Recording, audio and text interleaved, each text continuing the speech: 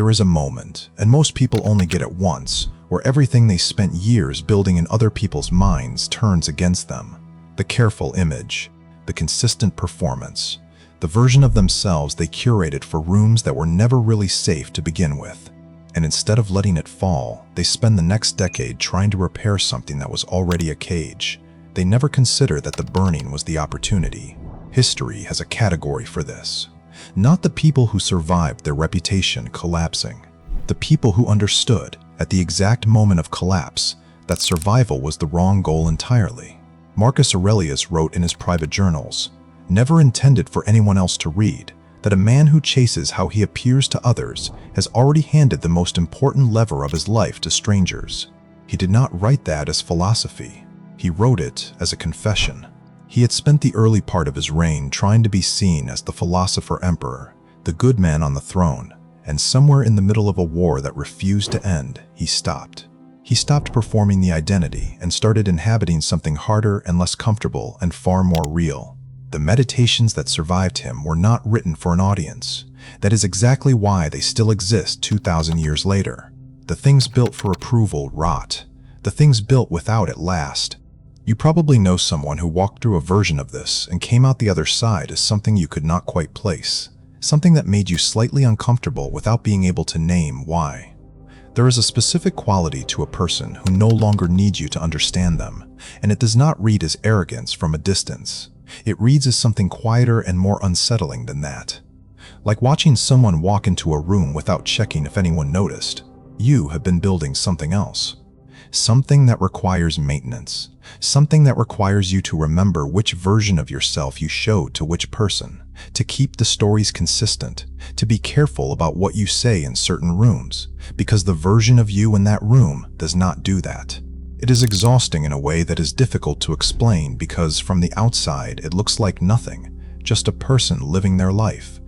But you are not living your life. You are managing a performance so old that you have stopped noticing it is a performance. The philosophers were not gentle about this. Robert Greene spent years documenting the mechanics of power through historical biography, not because he admired the figures he wrote about, but because the pattern was too consistent to ignore. The people who accumulated lasting power were not the ones who protected their image most carefully. They were the ones who were willing, at the critical moment, to let the image die. Cesare Borgia operated this way deliberately. He was not trying to be liked. He was not trying to be understood. He was trying to be effective. And effectiveness, at the level he was operating, required that the people around him never quite knew which version of him they were dealing with, not because he was hiding something. Because he had stopped being a fixed thing entirely. You showed someone your full hand once. Maybe you thought it was intimacy. Maybe you thought being known was the same as being safe. It is not the same thing, and you know that now because they used it. Not once, not dramatically, not in a moment you could point to and say, that was the betrayal. In small amounts. In the way they framed you to people you had not met yet. In the way they described your past to someone whose opinion mattered, leaving certain things out, adding a slight tone to things that changed the color of the whole picture. You handed them the architecture of yourself, and they remodeled it to suit their needs. That is what happened. Stop calling it a misunderstanding. The damage to your reputation was not the real damage. The real damage was that you internalized their version of you. That is the mechanism most people miss, and most scripts in this space never get to. The reputation that a person holds in external spaces is almost always recoverable. What is not automatically recoverable is the internal image you adopt when enough external sources are telling you the same distorted story. You started to believe it at the edges. Not fully, but enough to slow you down. Enough to make you slightly more careful. Enough to make you smaller in rooms where you used to take up the right amount of space. That internal adoption is what has to be burned first before anything else. There is a psychological concept that the researcher Bluma Zygarnik documented in the 1920s that is almost never applied to identity, only to memory and unfinished tasks. She found that the human mind holds incomplete things more tightly than completed ones. An interrupted experience occupies more mental real estate than a finished one. The incomplete version of yourself, the identity that was damaged before it finished becoming what it was supposed to become, occupies more psychological space than a completed one would. The mind does not release it. It circles back, keeps working the wound. What this means practically is that the version of you that got burned is still unfinished business in your own nervous system. It is not resolved. It is not integrated. It is just suspended, halfway between what you were performing and what you have not yet allowed yourself to become. The only way to complete it is to finish the destruction deliberately, not to repair it. Most people cannot do this because the reputation they need to destroy was built for protection. This is the part that is uncomfortable to say because it is the part that implicates you specifically. The image you built, the reliable one, the reasonable one, the one that proved something to someone, was not built purely for professional reasons or social navigation. It was built because at some point, being seen a certain way felt like armor. Being the smart one in the room felt like armor. Being the dependable one felt like armor. Being the person who could be counted on felt like armor. And armor is exactly as useful as the threat it was built to stop. When the threat changes, the armor becomes weight. And you have been carrying the weight of an identity built for a version of your life that no longer exists, protecting you from rooms you no longer enter, from people who no longer have access to you, from threats that resolved themselves years ago. You are not wearing armor. You are wearing a costume for a war that ended. The historical record has one model for this that is almost never discussed in the context of identity reconstruction because most people reading the story get stuck on the political drama and miss the psychological architecture underneath it. Napoleon Bonaparte's first exile to Elba was not, by most historical accounts, a particularly terrible physical experience. He had resources. He had a degree of autonomy. What it was the complete public demolition of an identity that had been the most powerful personal brand on the European continent for 15 years. The emperor did not exist anymore. The thing he had spent everything building, including the deaths of hundreds of thousands of people, was simply gone. What happened in that exile was not strategic planning for the return, as the popular story goes. What happened was the death of a version of himself that had become a prison. The return from Elba was not the old Napoleon trying to reclaim the old story. It was something slightly different, something that the people who encountered him on the march back to Paris noticed and could not name exactly. He moved differently. He required something different from the rooms he entered. The 100 days that followed were not the same man trying to replay the same script. They were a different version of the same person, finally free from the weight of maintaining something that had already collapsed. The ending of that story is what people point to as evidence that the rebuilding failed. That is a misread. The rebuilt identity never fails in the way the original one fails. It fails when it does, on its own terms. That is the difference. That is what makes it formidable. Here is what formidable actually means. Not feared, not respected in the conventional sense. Formidable means that when someone attempts to use the tools that worked on the previous version of you, those tools no longer find purchase. The person who used your need for approval against you cannot use it anymore because the need has been burned along with the identity it was attached to. The person who used your reputation as a target cannot use it anymore because the target no longer has the same surface area. The person who used your consistency against you, who knew that you would always respond a certain way in a certain situation and planned around it, can no longer plan around it. Not because you became unpredictable deliberately, because you became genuinely less fixed. You stopped being a predictable thing.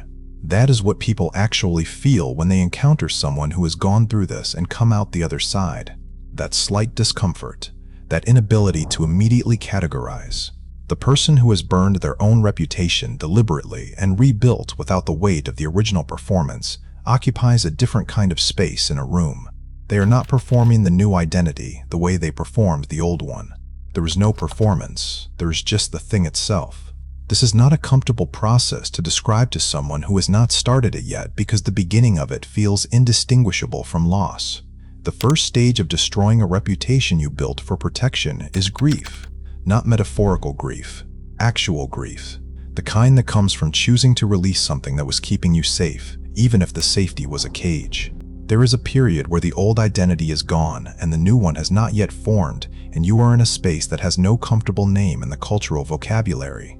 Not broken, not rebuilt, just undone. That space is where most people stop and reverse course.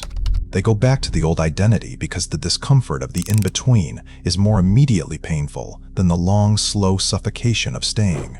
The ones who do not reverse course are not braver than you. They simply understood one thing you may not have understood yet, which is that the discomfort of the transition is time-limited and the suffocation is not. The cage does not get more comfortable with time. You just get quieter inside it. What gets built on the other side of this is not an image. Images are for people who are still trying to control what others think of them. What gets built is a standard, not a performance of strength, an actual threshold below which you no longer allow your time, your attention, your presence, or your effort to go. That threshold, once set and held consistently, does something to the quality of people and opportunities that enter your life that no image management strategy can replicate. The image management strategy attracts people who respond to the image. The standard attracts people who can meet the standard. Those are not the same people, and you have spent enough time learning the difference the hard way. The identity that comes out of a deliberate burning is not more likable, it is more legible. Not in the sense that people understand it easily, in the sense that it stops sending conflicting signals. The old identity that was built for approval was always sending two signals simultaneously: the performed surface and the anxious machinery underneath trying to maintain the performance. People feel both even when they cannot articulate both. The conflicting signals are what made you easy to manipulate. The manipulator did not target your strengths. They targeted the gap between the performance and the reality. They reached into the space between who you were presenting yourself as and who you actually were, and they leveraged the difference. Close the gap and the leverage disappears. You do not close the gap by improving the performance. You close it by ending the performance. Carl Jung spent the latter part of his intellectual life arguing that the persona, which is the social face a person presents to the world, is not merely a tool, but a trap. Not because presenting a social face is inherently dishonest, but because the persona has a tendency to become identified with the self. The person stops wearing the mask. They forget there is a face underneath it. And the deeper tragedy, the thing Jung kept circling back to in his later work, is that the shadow, the suppressed and unacknowledged parts of the self, grows in exact proportion to how rigidly the persona is maintained. Everything you excluded from the performance in order to be acceptable does not disappear. It accumulates. And accumulated shadow, in Jung's framework, does not wait politely to be integrated. It erupts. At the worst possible moment, in the least controlled way, through the least examined door. That eruption is what most people experience as the destruction of their reputation. They call it a breakdown. They call it a mistake. They call it a moment of weakness. What it actually is the shadow settling the bill. Years of exclusion, paid in one transaction. The deliberate burning is the alternative to the eruption. You choose the controlled demolition over waiting for the structure to collapse in an uncontrolled way, on someone else's timeline, in someone else's presence. Some people find this video and recognize the moment they are in. Not the moment they already passed through, the one they are standing in right now. The reputation is already cracking. The performance is already costing more to maintain than it is returning. The people they built it for are already using it against them in ways they are still trying not to fully name. They are at the edge of the burning, and they are looking for a reason not to step into it.